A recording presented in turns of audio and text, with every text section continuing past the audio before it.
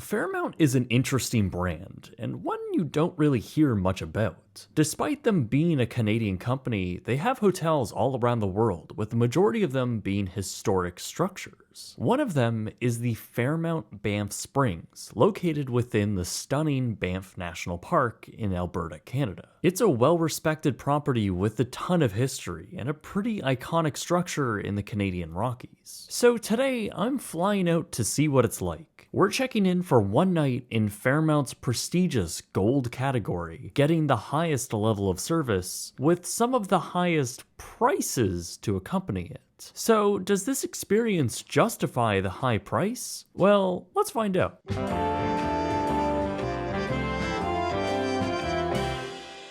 This video has been made possible by NordVPN. Go to nordvpn.com/brightsuntravels to get huge savings on a 2-year plan, plus an additional gift.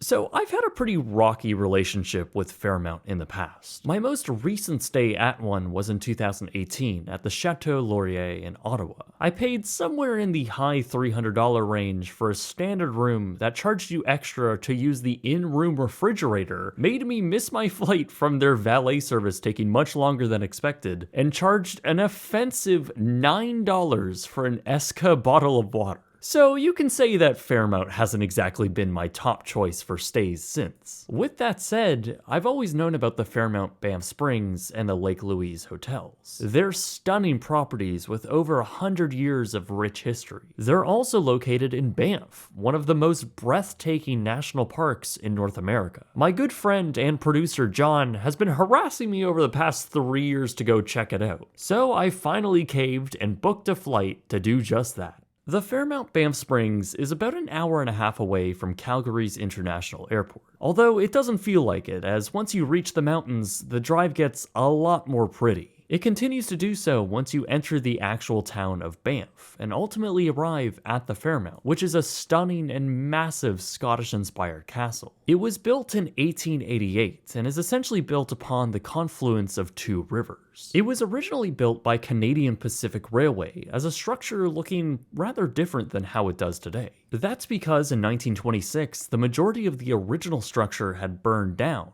and the present tower was built in the years following. The Banff Springs Hotel, as it was originally called, hosted many dignitaries from King George VI to Queen Elizabeth and a few Canadian prime ministers. It was ultimately designated as a National Historic Site as well as a UNESCO World Heritage Site. Canadian Pacific Railway's hotel division was actually still acting as the owner up until 1999, when they had purchased the controlling shares in the Fairmont brand, to which they had decided to rebrand this property as a Fairmont.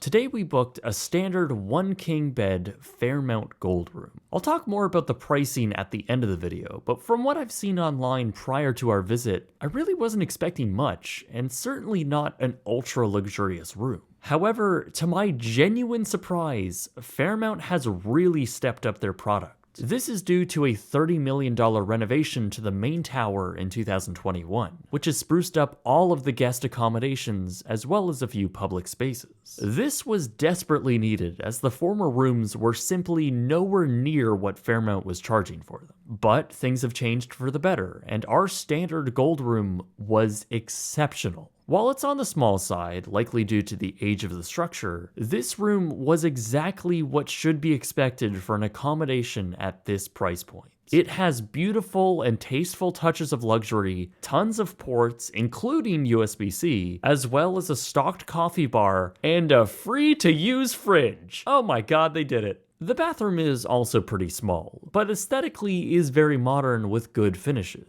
Not the best I've ever seen in a luxury hotel, but totally acceptable. The only annoyance was the bathroom door, which is a sliding door that doesn't exactly close all the way. Now, the other rooms at the hotel range from similarly sized standard rooms with slightly downgraded decor to one-bedroom corner suites to the massive tower suites, located at the very top of the structure inside the peaks. But honestly, our small room was near perfect for one reason alone, and that's the astonishing view.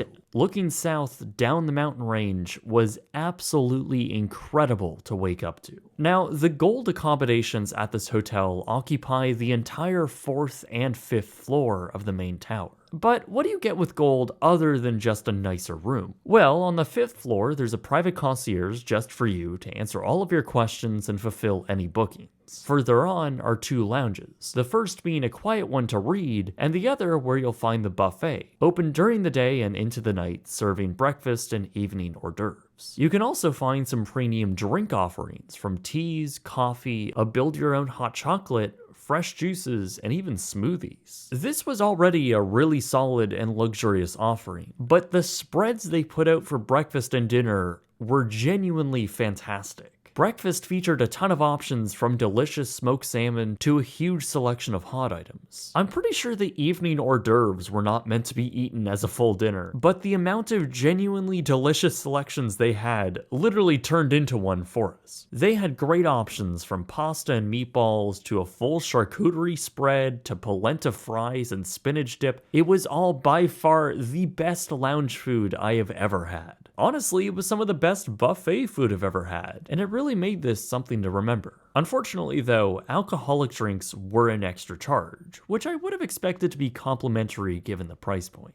But if you are willing to pay for drinks and looking for a wider selection, the newly renovated Rundle Bar provides a very luxurious space to enjoy a wide selection of pricey drinks. But the views are great, and it even has a secret speakeasy style entrance to a quiet seating area. Elsewhere is the Ramsey House, with a nice lounge below, as well as the Walt House pub, both featuring pool tables. As for dining, well, the Fairmont has a few selections. Other than the pub food at Walt House, there's Castello Italiana, the Vermilion Room, and 1888 Chop House, all of which are very expensive. Like, an 8-ounce filet mignon at the Chop House is $70.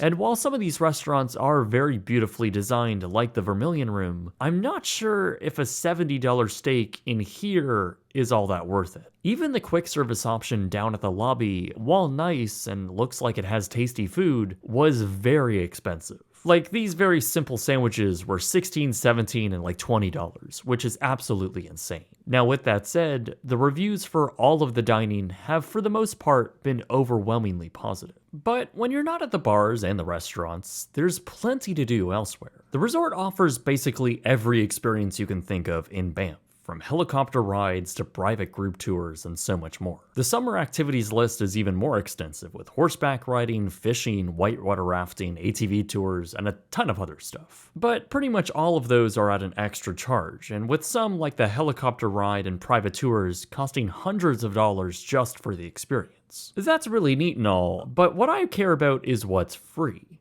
Or, well, included with your daily resort fee. Surprisingly, there's a decent amount. Regardless of what type of room you get at the hotel, your resort fee covers some equipment rentals, access to the indoor and outdoor pool along with fitness center, as well as a free pass for local transportation, giving you free transportation to the local highlights including the White Museum, which you also get a complimentary pass to. The hotel also hosted a few daily activities like guided nature and history tours and wine tastings. Some require registration and others do require payment, such as the campfire rentals, which is a shame. But I was surprised to hear that the wine and cheese tasting is in fact complimentary, which is a nice perk. But when you do leave the property, there is still so much to do. The Fairmont is in very close proximity to Bow Falls, which is a short hike down the hill. For a much longer 1.5 kilometer hike, you can walk to the Sulphur Mountain, where you can either bathe in the hot spring at the base, or climb the mountain by foot or gondola. For a short drive away, you can find the Cave and Basin Historical Site, or the close by Mount Norquay for skiing. So obviously there's a lot to do on property, but even more, especially off property. And I guess that's where the value proposition comes into play here. As I'm sure you've guessed, staying at the Fairmont Banff Springs isn't cheap. Our standard gold room for one night was $835 Canadian, which is about $620 USD. While that does include all taxes and resort fees, if you bring a vehicle like we did, it will also be an extra $32 for self-parking or $46 for valet. Now, the resort doesn't really have a base rate, as they go off a variable pricing structure which is constantly fluctuating. But from what I understand, the cheapest time to visit is when we did, over the winter. It's when the property tries to fill vacancy with the convention crowd, while the summer is more primarily focused towards tourists, and is also much more expensive. For just a standard regular room, the cheapest rate I could find is in April at around $450 Canadian, which is a fairly reasonable $330 USD. But that is rock bottom, literally the cheapest day for the entire year. And over the summer, you're not spending anything less than $1,200 a night, just for a standard room. If you want to upgrade to gold, then you're pushing $1,600 a night.